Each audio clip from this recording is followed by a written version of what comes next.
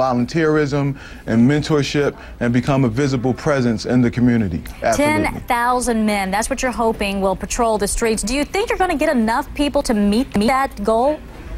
Yes, we're quite confident that we're going to get 10,000 men. The response to this project has been growing as we've gotten closer to the date, and also because of the senseless violence that continues to happen.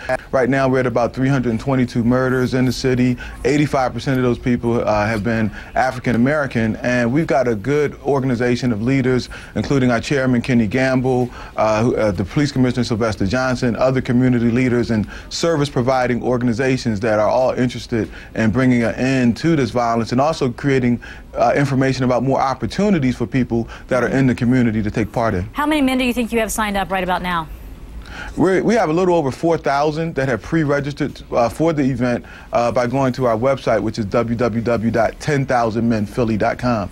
I want to ask you, what do you say to critics who say Philly doesn't need more men on the streets? What they need is more after-school programs. They need recreation centers. They need parents who are involved in their children's lives.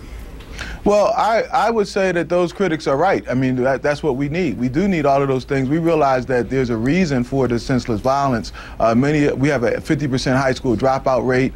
We do have a lot of cuts in terms of the resources that are available to people, particularly in the inner city. And that is going to be part of this initiative as it continues to develop. At this point, our initial focus is to stop the bleeding and end the senseless violence. But this is going to be a long-term, comprehensive program. So what happens once those 10,000 men go home? Are the streets just going to turn back into the way they are right now?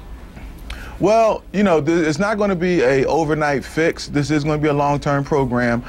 What's going to happen is on tomorrow, which is the 21st, we do have a number of service providers. We have information on job opportunities. We'll have information on education. And the men that are registered will then be followed up with and asked to come out for additional education and training, and so that they can begin to go back into the community and be that visible presence. We're going to work with other existing community organizations like Town Watches and other organizations that have a long history and also offer resources for the men. So well, quickly, let's talk about those resources and that training, because I understand the men will not be armed and they also don't have the power to arrest. So are they prepared to handle any kind of violence or confrontation that they face on the street?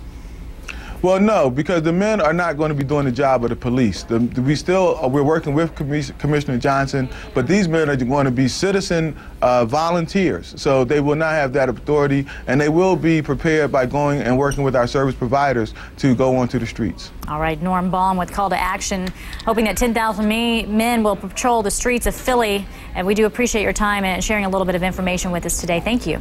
Well, thank you, Betty. We appreciate your information.